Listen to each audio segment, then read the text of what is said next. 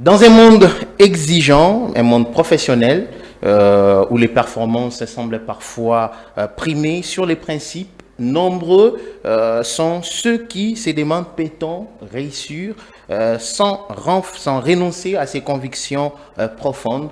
Pour les femmes, c'est encore plus difficile. Voilà pourquoi aujourd'hui, nous avons reçu pour vous, dans le cadre de ces numéros spéciaux, une fois plus tôt, Madame Élisée Faridji. Nous allons devoir ensemble parler de comment une femme peut s'imposer, comment une femme peut percer dans les domaines professionnels sans pour autant renoncer à ses convictions. Et vous savez, c'est difficile. J'aurais bien voulu qu'on en parle pendant le mois de la femme, mais nous avons eu l'opportunité de la recevoir aujourd'hui. Bonjour madame. Bonjour messieurs, Dieu merci. Je rappelle que vous êtes chef des travaux, doctorante. Il y a une thèse qui est en préparation. Oui. C'est déjà quand la soutenance? On est en train de viser vers le début de 2027. Début 2027. Oui. Chef des travaux à l'Institut supérieur pédagogique, Oui. ISP, Gombe. Et vous êtes aussi femme du pasteur. Oui. Après ça, à côté de cela, vous avez plusieurs autres activités. Comment vous vous définissez vous-même personnellement? Comme vous venez de le dire, s'il faudrait me définir moi-même, ça va prendre beaucoup de temps. Oui. Je m'appelle Ferraza Mpala Élisée. Je suis chef de travaux à l'Institut supérieur pédagogique de la Gombe, ISP en sigle, où je travaille. Je suis 02, comme on a l'habitude de le dire.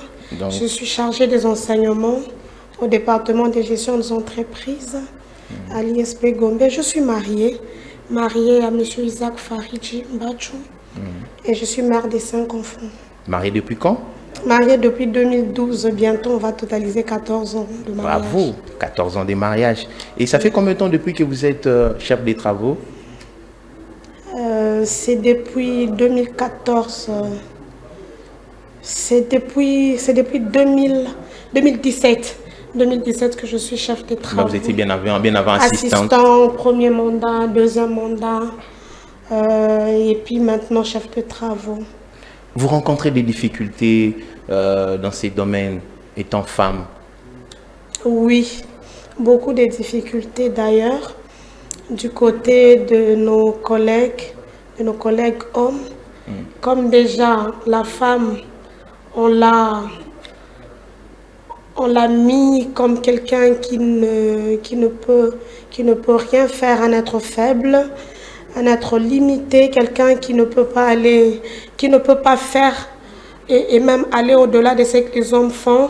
C'est difficile, mais nous nous imposons tant soit peu avec ce que Dieu a mis en nous. Du côté des étudiants aussi, c'est pas facile. Il y a des étudiants qui vous prennent comme une jeune fille, il y a des étudiants qui vous provoquent, qui vous dérangent, qui trouvent que vous ne valez rien devant eux. Et donc ça demande du temps qu'on vous découvre et qu'ils trouvent qu'en vous il y a quelque chose. Et ça impose un respect petit à petit. Et moi j'aimerais qu'on parle beaucoup plus de l'enfance, bien avant que nous puissions aller creuser en profondeur votre carrière professionnelle. Comment s'est passée votre enfance? Mon enfance... Turbulente? Bon, pas trop turbulente. Je suis née dans une famille où mon père il faisait le travail de territorial. Okay. Nous avons parcouru presque toute la République démocratique du Congo. Là, je suis née même au Kasaï, alors que je ne suis pas originaire de là. Nous avons fait le tour du Congo. Et donc voilà, j'ai fait les études primaires, secondaires, universitaires. Et l'enfance, c'était une fille timide, Non. dure, rigoureuse, une femme de caractère, un peu comme toutes les autres jeunes filles, turbulente. Comment vous avez passé cette étape de puberté? Ça vous a secoué ou non? Pas trop turbulente, mais de nature, je suis quelqu'un qui est ouvert et j'ai une libre expression. Je m'exprime quand je trouve que je peux m'exprimer. L'adolescence, la puberté, un peu de secousses, oui. Et pendant ce temps-là, je ne connaissais pas le Seigneur. Mais quand on a un appel et que Dieu connaît ce que vous deviendrez demain, vous allez voir que il y a des choses qui peuvent vous échapper. Il y a de mal qui peuvent être conçus, mais qui ne vous clouent pas. Qui ne vous clouent pas. Jusqu'à ce que je connaisse le Seigneur. Comment s'est fait votre rencontre avec le Seigneur? Waouh! C'était en 2009 que effectivement je donnais ma vie à Christ. Pendant ce temps, vous fréquentiez l'église? Oui, bien avant. D'abord, j'étais à l'église catholique. J'étais même choriste là-bas. Et vers déjà 2004, je fréquentais l'église, mais je ne comprenais pas au fait ce que signifiait donner sa vie à Christ. Je partais à l'église, mais je n'avais jamais donné ma vie à Christ. Voilà, c'est en 2009 que j'ai donné ma vie à Christ. Qu'est-ce qui s'est passé? Il y a eu un appel à l'église après une prédication, après un message. On a lancé l'appel à ceux qui voulaient donner, qui avaient décidé de donner leur vie à Christ, et j'en faisais partie. C'était où précisément? C'était quoi le message, si vous vous rappelez encore? Le thème du message, ça je ne peux pas me rappeler, mais c'était le message qui disait qu'en dehors de Christ, il n'y a pas de vie, en dehors de Christ on est perdu, en dehors de Christ on se comporte comme tout le monde, et en dehors de Christ, il n'y a pas de vie. Mais le message en soi, je ne l'ai plus en tête. Et quand on a passé, on a fait un appel, je suis passée devant et on nous a conduits dans une prière d'acceptation. Nous avons accepté Christ et le pasteur a prié pour nous. C'est là que j'ai gardé en moi que maintenant, je suis enfant de Dieu. Par cette acceptation, par cet appel et cette acceptation-là de Christ, où je peux dire qu'en telle date, en telle année, j'ai accepté Christ. Mais partir à l'église, nous partions en famille, nous partions. Il n'y a pas eu une rencontre mystique, une voix qui vous a parlé d'une manière mystique, mystérieuse? Il n'y a pas eu une rencontre, une expérience vraiment personnelle au début de votre foi, dont vous vous rappelez? Bon, pour moi, c'était des messages, c'était des prédications que j'ai écoutées et qui me ramenaient, qui me faisaient voir que j'étais loin de Christ, j'étais loin de Jésus. Et c'est ce message-là qui a frappé mon cœur, comme la Bible est en train de dire dans Apocalypse, voici je me tiens devant la porte et je frappe. Si quelqu'un entend ma voix, c'est cette voix-là, ce n'était pas une voix audible, ce n'était pas dans un rêve ou dans un songe, c'était le message, les prédications à l'église. Donc il n'y a pas eu une rencontre mystique comme, non. Comme ça se passe actuellement. Il y a des gens qui disent, non, moi, il y avait une voix qui me disait, tout ça, il n'y a pas eu de voix. Non, c'était toujours par ses serviteurs à l'église, au travers des prédications. D'où est née cette ambition d'aller plus loin avec les études? Cette ambition, c'est que j'ai regardé la condition de ma famille, d'où nous venions, où nous sommes, et je me demandais où nous allons. Et je regardais cette manière de vivre où il y avait les hauts et les bas. Et je me disais, en fait, je me lançais un défi à moi-même. Et je disais, c'est que mes parents ont vécu. Et moi, demain, je dois corriger ça. Demain, il ne faudrait pas que je vive la même chose, des échecs répétés. Et il ne faudrait pas que mes enfants non plus puissent vivre cela. Et c'est ça la motivation même qui m'a poussée à aller plus loin. Aussi en famille, nous avions, vous savez, comme dans toutes les familles africaines, nous avons une tante qui nous poussait à nous parfaire, qui nous poussait à ne pas faire des bêtises. En fait, c'est que lui, il s'attendait à ce qu'on échoue dans la vie. La tante en question? Oui, oui, voilà. Et moi, je me disais, à cette tante-là, je dois lui faire voir que je ne suis pas n'importe qui. Je dois lui faire voir, lui démontrer que je vaux quelque chose. Et c'était parmi les motivations même qui me poussaient d'aller loin. Et voilà, là où nous sommes arrivés aujourd'hui. Donc, cette ambition est née depuis l'enfance? En tout cas, ça date depuis l'enfance. À voir comment votre mère est marginalisée. Vous savez, dans les familles africaines, où vous voyez, vous sentez que votre mère n'est pas aimée. Pourquoi elle n'est pas aimée en tant qu'enfant? Il y a des raisons, il y a des réalités qu'on ne comprenait pas trop bien.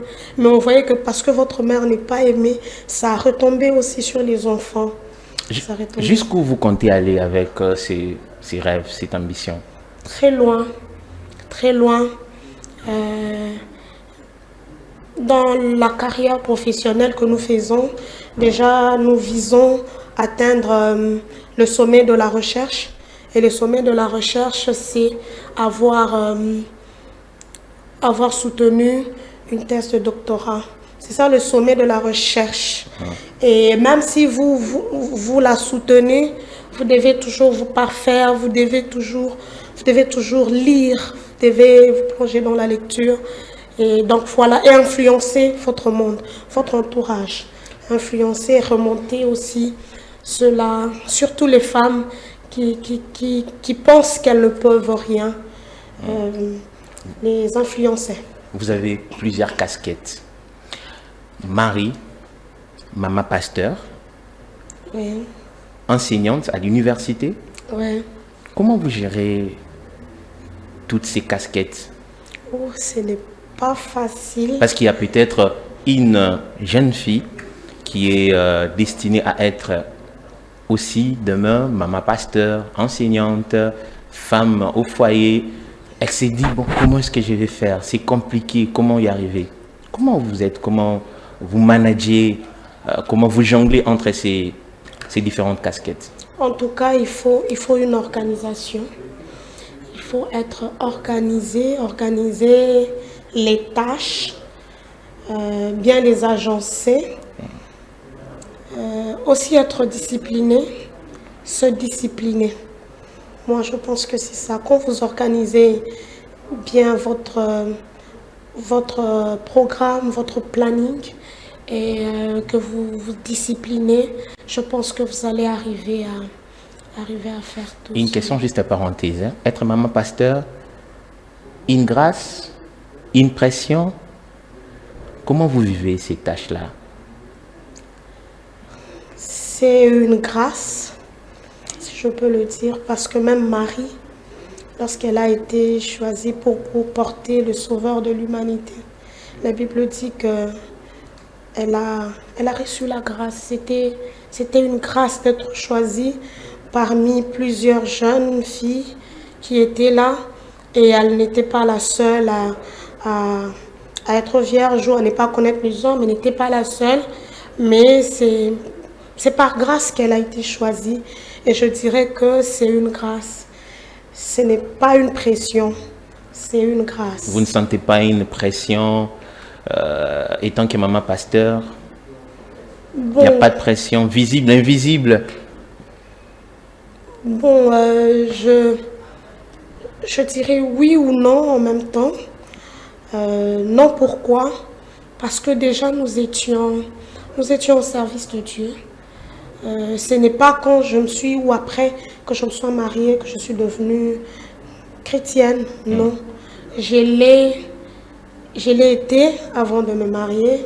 Je commençais à servir le Seigneur. Et mon mari est venu me trouver dans le service du Seigneur. Et en tant que servante de Dieu, en tant qu'ouvrière, il y a beaucoup d'exigences. Il y a beaucoup de discipline, beaucoup d'exigences en tant que chrétien. Il y a beaucoup d'interdits en tant que chrétien. Et j'étais déjà dans ça, j'étais préparée. Et quand je me suis mariée, ça fait que ça ne devient pas vraiment comme une pression. Mais s'il faudrait parler de la pression, peut-être que les programmes, les tâches à faire ont augmenté, les responsabilités, voilà. Les responsabilités ont augmenté. Ce n'est pas comme autrefois où on était dirigé, mais pour l'instant, c'est nous qui dirigeons. C'est mon mari et moi. Je suis derrière l'appel de mon mari et c'est nous qui dirigeons. Ça fait que les responsabilités ont augmenté. Mais dire que c'est une pression, non. Parce qu'on a eu tout le temps d'être formés. On a connu les brisements, on a connu les hauts et les bas aussi dans le service de Dieu. Et donc, on a été préparés pour ça. Comment arrivez-vous à ajuster votre appel et à aligner votre appel à celui de votre mari?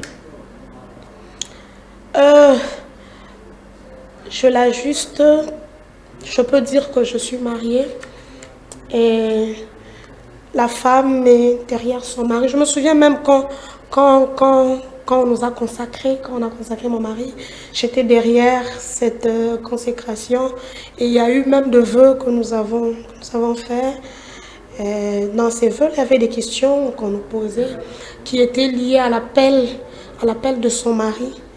Et donc voilà, j'ai des ambitions, j'ai un appel, lui aussi en a, mais je me mets derrière. Tu sacrifies ton appel? Non, je ne sacrifie pas. Je ne sacrifie pas mon appel, mais je me mets derrière l'appel de mon mari et nous travaillons ensemble. Déjà, vous allez voir que même pour faire le choix du mariage, tout comptait. Tout comptait. On savait à qui on était appelé à se marier. On savait à quoi il était appelé. Et lui, bien sûr, aussi savait à quoi j'étais appelée. Et c'était parmi les critères de mariage pour nous, pour ne pas dire demain ou après-demain que moi j'ai mon appel qui a été étouffé. Et donc, nous avons un appel ou des appels en commun. Nous avons beaucoup de points en commun et qui fait que nous ne sommes pas dans des appels divergents. Okay. Ouais, nous sommes dans un appel, dans des appels qui convergent.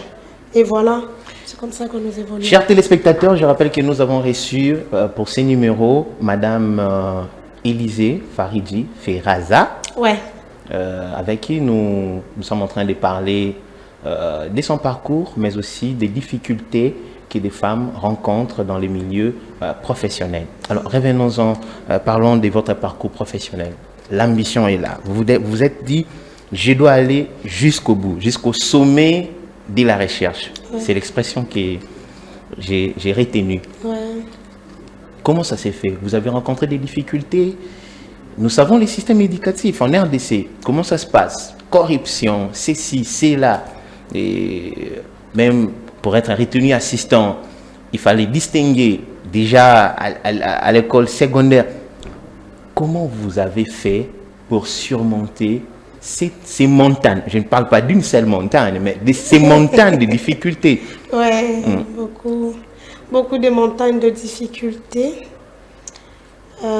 Comme je vous avais dit que nous avons connu les hauts et les bas en famille, alors je prenais déjà conscience de ma vie. J'étais en 4e des humanités et papa n'avait pas assez de moyens. Il lui était même arrivé de faire le taximène pour nous. Et quand je voyais tout ça, ça me poussait à aller loin. Et à l'école, j'ai pris la conscience et désormais, je ne me laissais plus distraire par quoi que ce soit, par n'importe quoi. Et vraiment, je travaillais, j'étudiais avec un objectif. Et ça fait que j'ai brillé. Là, j'ai décroché mon diplôme d'État à l'école normale pilote à Kitambo là où se trouve maintenant l'église Maison de Maison Miséricorde. Maison de Miséricorde, Voilà, oui. Maison de Miséricorde. C'est là que j'ai décroché mon diplôme. Et je suis partie faire les études supérieures à l'ISP Gombe. Arrivée là-bas déjà avec cette conscience-là que je dois corriger ce qui n'a pas été dans notre famille. Je dois honorer mes parents parce qu'ils se sont donnés avec le peu qu'ils ont eu, se sont donnés. Et je m'étais vraiment focalisée sur les études et travaillé. Chaque fois, j'ai distingué. J'ai distingué à la première session. Mais c'était avec beaucoup de sacrifices.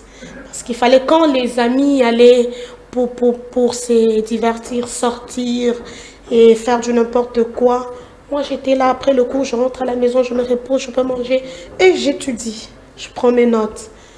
Le Seigneur m'a fait grâce de distinguer chaque fois la première session.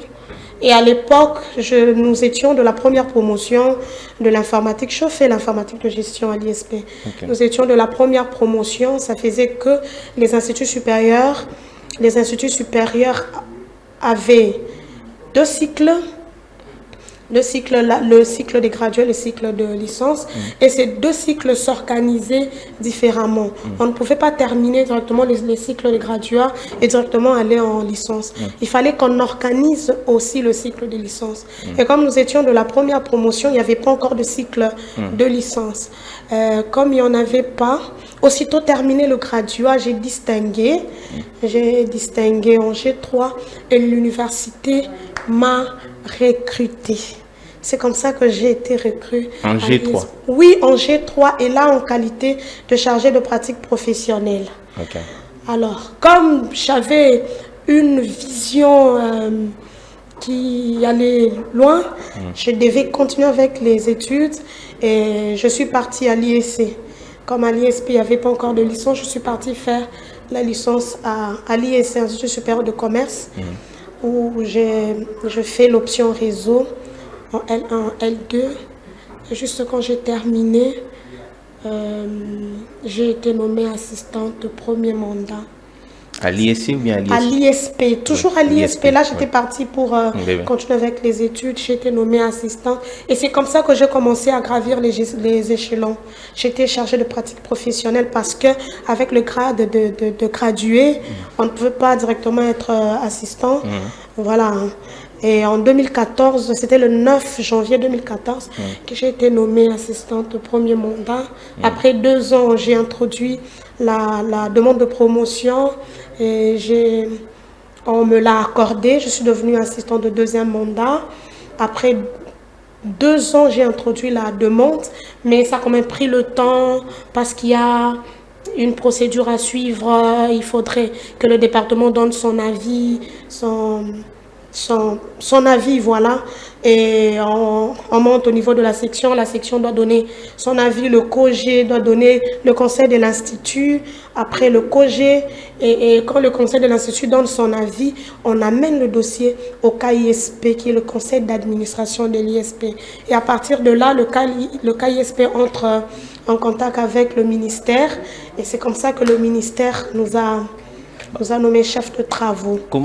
Quelles sont les difficultés, les principales difficultés que vous avez rencontrées? Je parle bien de l'école primaire jusqu'à l'université, étant qu'étudiant, étant qu'élève.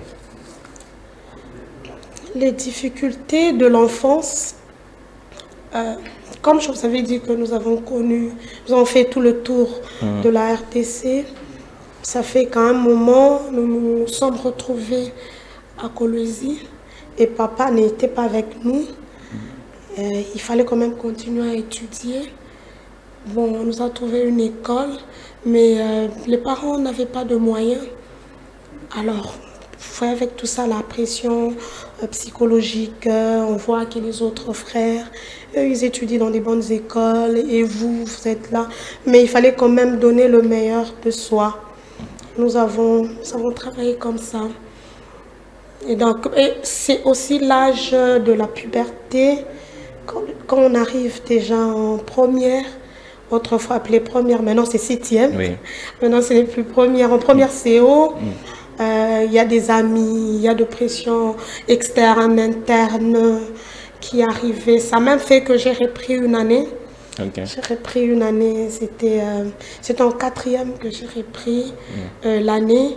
Mais comme il y avait déjà ce problème-là qu'on a décelé de, si je peux appeler ça de marginalisation, et ça nous a aussitôt précocement peut-être poussé à ranger notre vie. On parle des points sexuellement transmissibles dans nos universités, instituts supérieurs. Comment vous avez fait face à cela? Ouh, ça c'est un dossier. Ça c'est personnellement. Étant qu'enfant de Dieu, hein? Oui, déjà quand j'étais à l'université, je me sentais déjà enfant de Dieu, quoique je n'avais pas encore donné ma vie à Jésus comme je venais de vous le dire, mais je me sentais déjà enfant de Dieu. Je sentais des responsabilités en moi. Je me disais qu'il y avait des choses que je ne pouvais pas faire. En fait, même bien avant, comme je vous avais dit que j'avais ces défis-là avec notre tante, il y a des choses pour lesquelles je m'étais dit que ça, je ne ferais pas. Et là, je n'étais pas encore chrétienne. Parce que je me disais que je dois devenir quelqu'un dans la vie. Et donc, le point sexuellement transmissible, personnellement, je n'ai pas rencontré un problème vraiment dans ce sens-là. Mais je peux me souvenir un jour, notre chef pouvait commencer à me poser des questions. Est-ce que tu as un garçon à côté de toi avec qui tu sors? Est-ce que tu connais la vie de garçon? L'enseignant? Ça, c'est un enseignant? Oui, c'est un enseignant. Mais directement me dire qu'il me voulait, non. Mais il voulait quand même savoir un peu plus sur moi, sur ma vie. Mais déjà pendant ces temps-là, on était déjà formés, on était déjà affermis. Et je me disais moi-même que ma vie était privée et que je ne pouvais pas la dévoiler comme ça à n'importe qui. Je lui avais dit qu'avec beaucoup de respect que je vous dois, je ne sais pas vous dévoiler ma vie et vous dire qui je suis. Est-ce que j'ai un garçon avec moi? Est-ce que j'ai déjà connu les garçons dans la vie, les hommes dans la vie? Je ne peux pas vous dire ça. Permettez-moi de ne pas arriver à ça parce que je ne le dirai pas. Ça, c'est pour une fois où j'ai rencontré un problème, si on peut l'appeler, de sexe ou une conversation comme ça. Mais sur le point sexuellement transmissible, non. Parce que j'étais une étudiante excellente. Je me donnais tellement au travail que les enseignants me connaissaient de nom et non de vue. Quand par exemple, l'enseignant vient vous déposer les copies d'interrogation, et c'est là qu'il découvre que Ferraz, c'est toi. Ferraz, c'est toi. Donc, je n'ai pas connu ça, moi. Mais j'ai connu en tant qu'enseignante avec les étudiants. Ça, c'est... Mais parmi l'entourage, vos collègues, condisciples, étudiants, il n'y a pas eu une pression? Si. Comment vous gérez ces pressions? Si, on a eu... Là, on était encore étudiante. À ceux-là qui étaient proches de moi, je leur prodiguais de conseils. On a commencé à m'appeler Maman Pasteur il y a très longtemps. Déjà, depuis que j'étais étudiante, on m'appelait comme ça. J'arrivais très tôt le matin à 6 h à l'époque avec le problème de transport qui était très difficile. Il fallait prendre Zéla à Maï et tout. Avec la route de Zéla à Maï qui n'était pas comme aujourd'hui. On arrivait à l'université à 6 h. Et là, il y avait le groupe qu'on appelait GBU, groupe biblique universitaire. Il y avait des prières qui s'organisaient. Quand j'arrivais, je balayais la salle. Je n'attendais pas que les gens qui devaient le faire, moi je le faisais. Quand je termine, je vais à la prière. Et quand je reviens, ceux qui étaient tout autour de moi, ceux qui me fréquentaient, mes amis, je pouvais leur prodiguer des conseils. Mais on me disait en tout cas, yo, kenena ki Maman Pasteur. Il y a des étudiantes qui ont cédé et qui... En fait, elles étaient déjà dans cette vie-là. Elles trouvaient que c'était normal. Elles pouvaient donner leur corps aux enseignants. Ça ne dérangeait pas. Mais à celles qui pouvaient quand même m'écouter, je ne manquais pas de donner un conseil. Et vous parlez tantôt des étudiants. Vous avez connu des pressions étant qu'enseignante. Qu'est-ce qui s'est passé exactement? Oui, quand je dis des étudiants, il y a des collègues, il y a des étudiants que je connais qui ont aussi connu ces pressions-là. Non, tantôt vous disiez, vous n'avez pas connu des situations, des sollicitations compliquées, étant qu'étudiante, mais tant qu'enseignante. Ah, ok, ok. Ouais. Étant qu'enseignante, bon, il y a des gens, hein, pas vraiment dans la pression, comme vous le dites là, sexuellement, transmissible, non. Mais il y a des courageux qui peuvent aussi t'affronter et te dire que vous lui plaisez. Il y en a. Il y en a et nous avons géré ça. Nous avons géré ça. Voilà. Comment nous avons géré? Je suppose un étudiant qui vous affronte. Non, jamais un étudiant. Des collègues, par exemple, des services? Bon, des collègues, oui. Des collègues, et nous leur avons fait voir. Parce que moi, je m'étais mariée très tôt. Je m'étais mariée en 2012. Et j'étais encore trop jeune quand je m'étais mariée. Je leur rappelais toujours que je suis mariée. Et je ne peux pas faire ça à mon mari.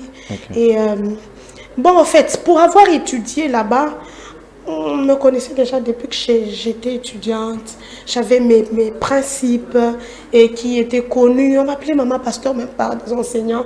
Ils le savaient déjà et j'ai continué à travailler dans le même milieu. Bon, ceux-là qui ne me connaissaient pas avant pouvaient peut-être... on pouvait leur parler de moi, mais ils se disaient mais en venant comme ça, quand ils arrivent, ils trouvent vraiment que ce qu'on leur avait dit, c'était vrai. C'était vrai, je ne pouvais pas céder. Je ne pouvais pas céder. Quels sont vos secrets? Peut-être il y a des femmes qui nous suivent, qui veulent savoir, bon, moi je suis vraiment sous pression, cet enseignant veut bloquer mon passage, a bloqué ma validation, il y a les amis à côté qui me font pression. Qu'est-ce que je peux faire? Je suis enfant des dieux. Il y en a ceux-là qui passent par des situations difficiles et qui ne savent plus quoi faire. Ils sont à deux doigts, ou soit elles sont à deux doigts de céder. Ok. Je dirais qu'il faut connaître son identité. Il faut connaître son identité d'enfant de Dieu. Parce que quand on est enfant de Dieu, tout ne sera pas rose. Quand on est enfant de Dieu, il y a même Jésus lui-même n'a pas été accepté. Même on va vous amener dans le terrain compliqué. Les disciples de Jésus ont connu aussi la même chose. Et donc, il ne faut pas penser que la vie est facile. Il ne faut pas penser que la vie est facile. Il faut affronter. Mais quand vous affrontez, vous devez vous-même aussi avoir de compétences. Et quand vous avez de compétences, peut-être qu'aujourd'hui, on peut vous cochonner, on peut vous compliquer, mais il arrivera un moment où on dira qu'on a tout fait, mais c'est dont on a besoin, la personne dont on a besoin pour telle fonction, pour tel poste, pour tel travail à faire, c'est celle-là. Donc vous devez travailler, vous devez convaincre. Vous devez convaincre. Donc, garder son identité d'enfant de Dieu, malgré la pression. Malgré la parce pression. Que Dieu est capable de... Il faut aussi faire en sorte que ton environnement connaisse qui tu es. Vous savez, madame, il y a ces étudiantes. Elles n'ont pas assez de moyens, de soutien pour aller jusqu'au bout de leurs rêves. Alors, ils se disent, il faut attendre la classe. Le fait de reprendre, déjà, ce sera difficile pour moi. Réunir toute cette somme, les frais académiques, tout ceci, et les frais connexes, c'est compliqué. Alors, elles ont en face d'elles ces challenges, cette pression des enseignants. En tout cas, moi, je ne peux pas vous le cacher. Là où moi j'ai étudié à l'université, j'ai connu des enseignants qui faisaient pression aux étudiantes. Et c'était compliqué. Chrétienne, qu'est-ce qu'elle doit faire? Parce que là, il se dit, ceux qui n'ont pas d'opportunité, je reprends l'année, ça va être difficile pour moi, ça va être pénible. Et le professeur, l'enseignant, c'est posé comme une barrière, comme une montagne. Que faut-il faire dans ces cas de figure? D'abord, comme je venais de le dire, elles doivent travailler. Parce qu'un enseignant peut vous cochonner, mais l'autre ne peut pas vous cautionner. Même quand nous arrivons au moment des délibérations, on peut regarder l'allure de l'étudiant. Et on dit comment un étudiant qui a eu des bonnes notes dans beaucoup de cours, et c'est seulement dans ce cours qu'il a échoué. Les jurys peuvent même se poser des questions. Pourquoi seulement dans ce cours? Et il nous est arrivé comme ça de convoquer l'étudiant et de lui demander, et de convoquer même l'enseignant, et de demander pourquoi. Quand l'étudiant se met au travail, c'est déjà l'une des solutions. Aujourd'hui, on parle, les loups ne se mangent pas entre eux. Hein? Surtout si vous avez 4 enseignants qui sont dans les mêmes pratiques, ça va être compliqué, surtout que les loups ne se mangent pas entre eux. Oui, le loup ne se mange pas entre eux.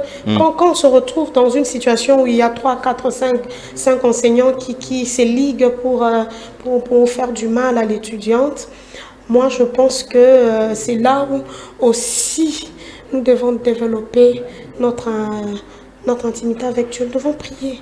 Ces gens-là, ce sont des êtres humains. Ils ont été créés par Dieu. La Bible dit qu'il a le cœur du roi. Entre sa main, il est dirige comme un courant d'eau. C'est Dieu qui les a créés. On prie.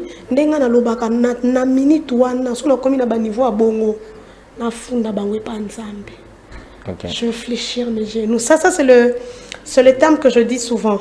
Je vais accuser chez Dieu. Accuser veut dire prier. Je vais amener le problème. Et je cite le nom. Je cite le nom de tel Seigneur. Je t'amène tel qui me complique. Seigneur, je t'amène.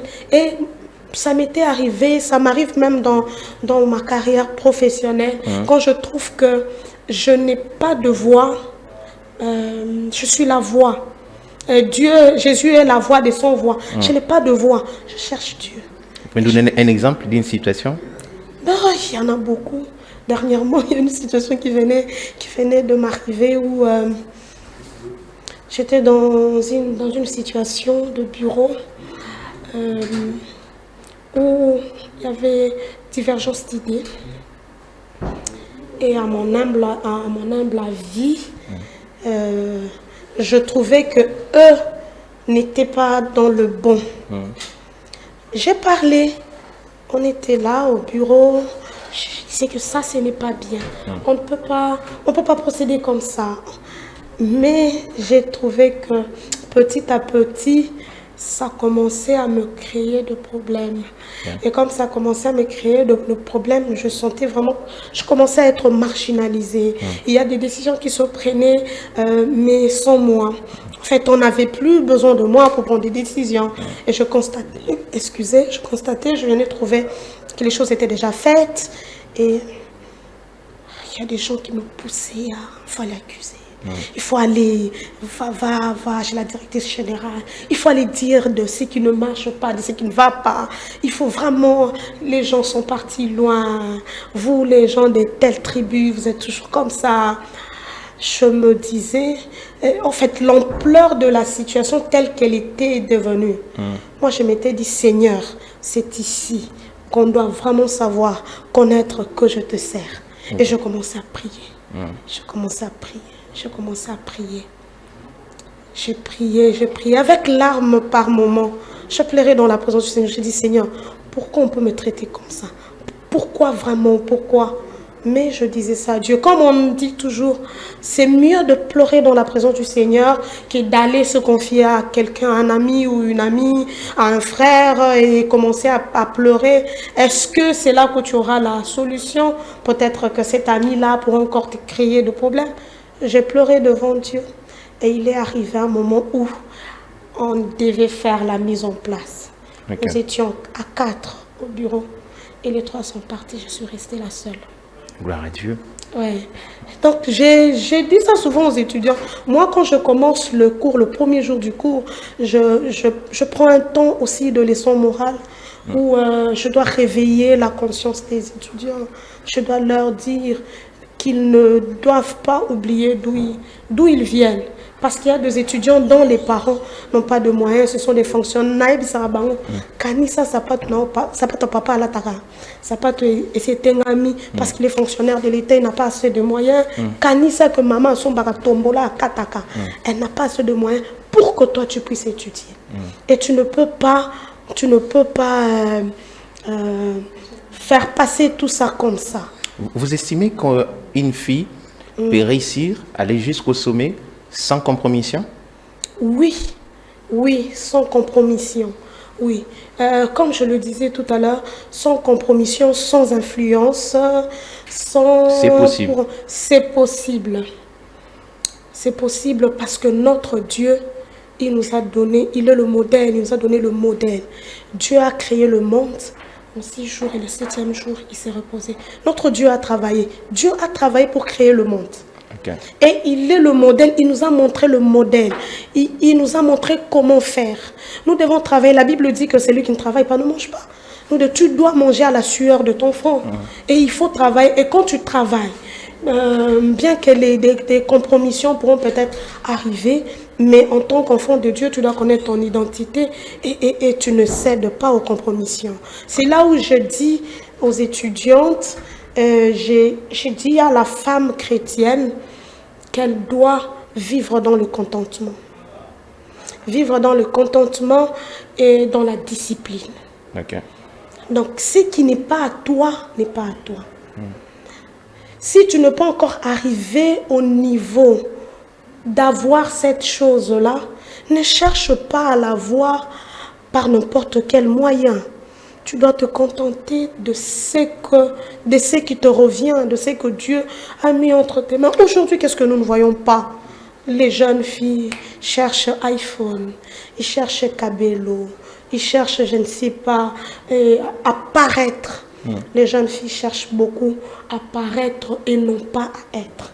Je veux demander aux femmes chrétiennes, à une femme chrétienne, à une jeune fille, d'être. Zala you. Ça ne te coûte rien, mais ça te donne, ça te donne de la dignité, du respect. Ça te donne le respect. Aujourd'hui, les sollicitations ne sont pas que sexuelles. Il y a des sollicitations du monde occulte, de l'occultisme.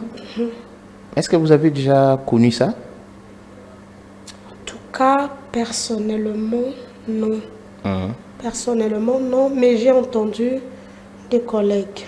Ok, qui ont connu des sollicitations pareilles? Oui. Bon, quel conseil pouvez-vous donner à une dame qui est sollicitée? Il n'y a pas de vie en dehors de Christ. Il n'y a pas de vie là-bas. On cherche à prendre ce que vous avez. Le diable connaît déjà notre potentialité, le potentialité qui est en nous. Le diable voit ce qui est en nous, ce qui brille dont nous ignorons nous-mêmes. Lui, il voit ça. Et il va chercher à te le prendre en te disant qu'il t'a donné. En fait, c'est que le diable te donne. C'est que le diable te donne, c'est ce que Dieu avait prévu de te donner. Vous allez constater que dans le monde occulte, dans ceux-là qui sont dans les sciences occultes, ils ne recrutent pas les moins que rien, ceux qui ne sont pas intelligents, ceux qui n'ont pas d'atouts. Non, on recrute toujours avec tous ces critères-là. Ils recrutent les gens qui remplissent le critère. Et donc, toi qui remplis le critère, tu dois te connaître, tu dois connaître ton identité et tu dois te voir toi grand. La Bible dit que vous êtes des dieux. Il y a par exemple une dame qui s'est dit, bah, Madame Azolo Babon, parce qu'elle a ses moyens, elle a ceci, elle a cela, mais j'ai fait face aux difficultés, tout ça. Moi, j'ai vendu les cakes à l'université, là, à l'ISP. Je partais avec les cakes, les boudins, communément appelés boudins. Je l'ai fait. J'ai vendu des soutiens, des slips, je le fais. En étant moi dans la promotion, je le fais. Et donc,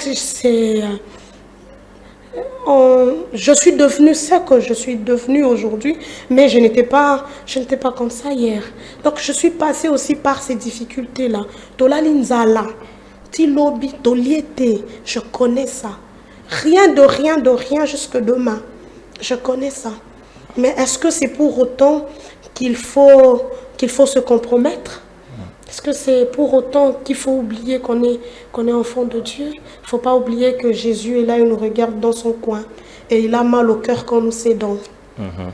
Moi, anangai, abungi, moi, anangai, akokite, awanga ningai. Jésus est là, il nous regarde. Tout dépend aussi de l'amour et de la place que nous donnons à notre Dieu. Aujourd'hui, nous traversons de moments difficiles, mais demain, ça ne sera pas la même chose. Demain, ça sera la gloire. Même Jésus qui est passé, qui est passé par la croix, Jésus est passé par Gethsemane, Jésus est passé par toutes ces difficultés-là. Mais il y avait une couronne, il y avait une gloire qui l'attendait, Jésus. Nous nous approchons petit à petit vers la fin de l'émission. Il y a quelques questions rapidement. Oui. Quel est votre verset biblique préféré? Un seul qui vous guide, un seul qui vous guide, un seul qui vous motive. Un seul. Ouais. Bon, je prends celui-ci. Vous êtes les sels de la terre. Je prends celui-là. Et donc, en tant que sel, nous devons influencer. En tant que sel, nous devons conserver. Nous devons conserver ce que nous avons comme valeur, comme acquis. Parce que le sel conserve. Zoa likaya bo ambassade ndenge zalaka na mungwa. Soko lobi olingo kalingango kasi koche na main, tu ne sauras pas manger ça.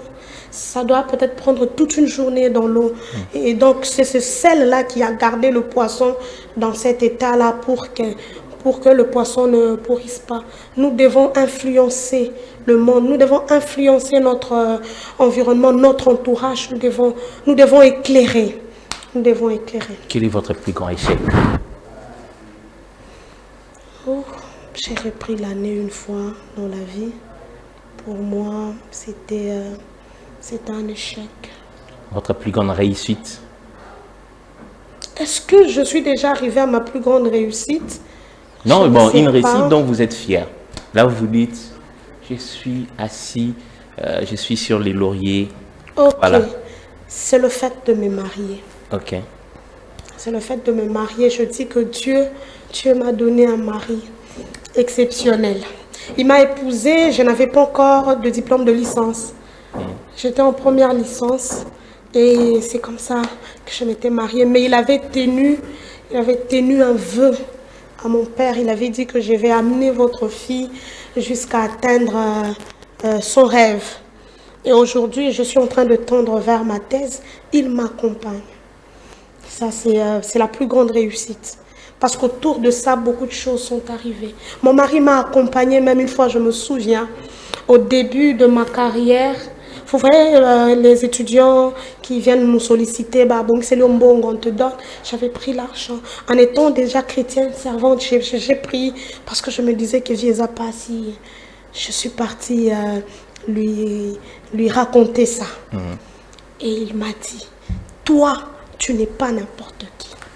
Toi, tu ne peux pas faire comme les autres. Toi, tu es toi. Donc, va remettre cet argent. Vous ne vous laissez pas corrompre par les étudiants? Non. En tout cas, c'est la seule fois où, si je peux aussi dire que c'était un échec, mais en fait, ce n'était pas vraiment un échec parce que j'étais arrivée à retourner cet argent. Et quand j'arrive à l'université, j'appelle ces étudiants-là, je leur dis que ma foi ne me le permettait pas, ils étaient surpris. Et puis ils avaient peur. Ils refusaient de dire, non, prenez votre argent, je ne vous ferai rien. Non, madame, on risque d'avoir des problèmes. J'ai dit non. C'est ma foi qui m'a rappelé que, en fait, j'avais oublié qui j'étais. Et comme ma foi m'a rappelé ce que j'étais, voilà. Donc, vous ne vous contentez les étudiants savent, peut-être qu'ils vont nous suivre. Donc, vous ne vous contentez que de votre salaire? Oui. Ils le savent. Moi, quand je commence même le cours, je dis aux étudiants, en tout cas, vous devez travailler. Parce que chez moi, il n'y a pas de branchement. Pourquoi il n'y a pas de branchement? Il n'y a pas de prise. Il n'y a pas de... Toutes les prises là sont bousillées, il n'y en a pas. Donc, tu n'as pas un endroit où tu vas brancher. Travaille, fais le TP et tout. Sois présent dans le cours. Tu vas voir que tu vas réussir. Ils le savent. Vous contentez seulement de votre salaire? Oui. Et le Seigneur vous bénit? Oui. Pas de corruption. Il me bénit énormément. Ok. Ouais. Pas de corruption. Non, c'est de l'argent mal acquis. Non, non. Non. Et c'est d'ailleurs pour ça même qu'il y a par moment des problèmes, de petites complications qui peuvent arriver à l'Axarani Nyango. Même aussi par les étudiants, ils disent ça. À l'Axarani Nyango, Kanisakazanani. Je ne suis rien, je suis simplement une enfant de Dieu. Et il y a des choses qui me sont interdites que je ne dois pas faire. En tant que chrétien, il y a des interdits. Il y a des moments où vous regrettez par exemple une cagnotte, vous dites, je devrais avoir cette cagnotte-là, vu la situation, les difficultés. Ça vous arrive de regretter? D'avoir tenu ferme, bon, à la fois, à vos convictions. Bon, regretter, pas vraiment. Pas vraiment parce que ça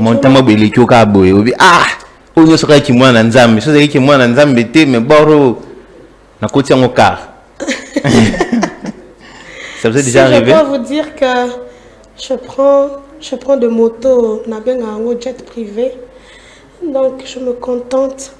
Mais ça peut arriver que tu n'arrives pas à subvenir à un besoin XY et qu'il y avait une sollicitation. Mais c'est rare. C'est rare pourquoi? Parce que Dieu m'a donné un mari qui travaille et ce n'est pas pour peut-être bomber la poitrine, mais il a un travail vraiment qui couvre tous les besoins de la maison. Et ça fait que vraiment je ne regrette pas. Et au-delà de ça, je me contente de ce que Dieu m'a donné. Je ne regrette pas. Parce que si je regrettais, ça veut dire qu'être enfant de Dieu, sinon j'aurais... Moi j'ai un téléphone techno. Je vois mes collègues qui ont des iPhone 16 Pro Max, X, c'est quoi là. J'ai même l'habitude de dire aux étudiants les Ndembi-phone et les Matungulu-phone. Comme il y a les iPhones, il y a aussi les Ndembi-phone et les Matungulu. Bon voilà, je ne regrette pas. Ça me plaît, ça me convient. Il n'y a pas de jalousie à un moment? Des jalousies, vous êtes jaloux de ceux qui réussissent? Vous vous dites, ils sont vraiment dans la mafia, ils sont dans les mal, ils réussissent, mais moi, je suis là, juste, mais apparemment, rien n'est d'école. Non. Ça vous rend un peu jalouse? Non, ça ne me rend pas jalouse, mais je veux plutôt dire, ça peut créer en moi de l'émulation. Ça peut créer en moi ça crée en moi de l'émulation dans le sens où je dois chercher, mais proprement, pas comme eux. Et je sais que notre Dieu peut nous le donner parce que l'or et l'argent lui appartiennent. Et déjà au niveau où je suis, tant soit peu, en tout cas Dieu me donne. Amen. En tout cas, Dieu me donne. Dieu me donne. J'ai fait 11 ans. J'ai fait 11 ans, année après année, j'ai travaillé dans les décanats. Dans les décanats à l'ISP, les décanats, ce sont des postes administratifs, soit c'est au département, soit c'est à la section. J'ai fait 11 ans, année après année, jour après jour, sans pause. Sans pause. Et il y a des complications qui arrivent et tout. Mais quand il faudrait qu'on choisisse, quand il faudrait que l'autorité fasse son choix, je me retrouve dedans. Par moment même, je dis que j'ai d'autres ambitions, j'ai d'autres choses à faire, mais on me dit que madame, il y a beaucoup de gens, mais les bons, ils ne sont pas nombreux. Et donc Dieu m'a fait grâce. J'ai fait 11 ans. Je venais de vous relater ici que dans notre bureau, tout le monde est parti, je suis restée. Et donc Dieu veille sur les siens. Dieu ne peut pas, pendant que nous l'honorons et que vous, dans mon service et moi, je serai dans vos maisons, vous me servirez, je vous bénirai. Nous qui servons le Seigneur. En tout cas, la petite expérience que j'ai, le petit parcours que j'ai eu déjà à faire, j'ai vécu ça. Vous me servirez, je vous bénirai. Face à la caméra, j'aimerais que vous lanciez un message. Un message à cette jeune fille, à cette maman qui a de l'ambition, mais qui ne sait pas comment s'y prendre, qui se pose beaucoup de questions, qui fait face aux difficultés, aux sollicitations, qui veut peut-être céder, qui sent que sa foi est en train de s'ébranler. Est-ce qu'il y a un message particulier, vraiment face à la caméra? Face à cela, je demande à toutes les femmes qui me suivent, toutes les jeunes filles qui me suivent, je leur dis de ne pas céder. De ne pas céder parce que dans la vie, il y a le haut et le bas. Dans la vie, il y a des moments de brisement. Et par moments même, Dieu nous fait passer par ce moment-là de brisement pour forger notre caractère.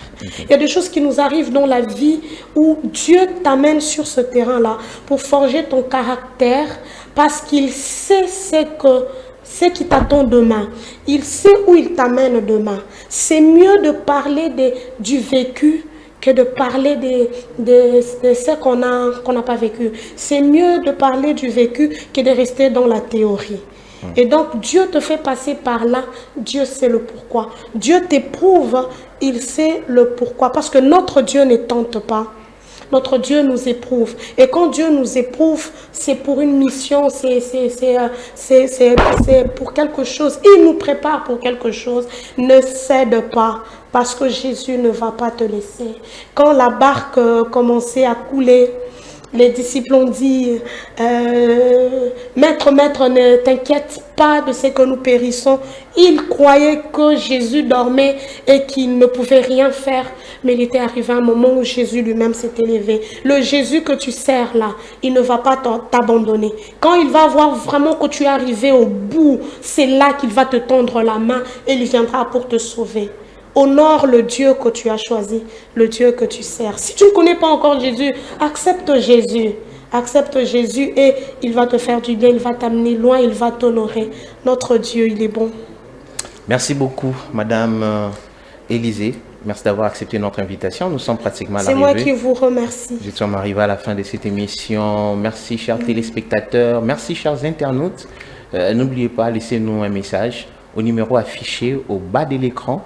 Et puis, laissez-nous des commentaires ou soit des messages inbox sur Facebook, YouTube. Nous nous donnerions le plaisir de vous répondre et pourquoi pas de vous relancer et rester en paix chez vous. Rendez-vous pris très prochainement avec un autre invité. Au revoir.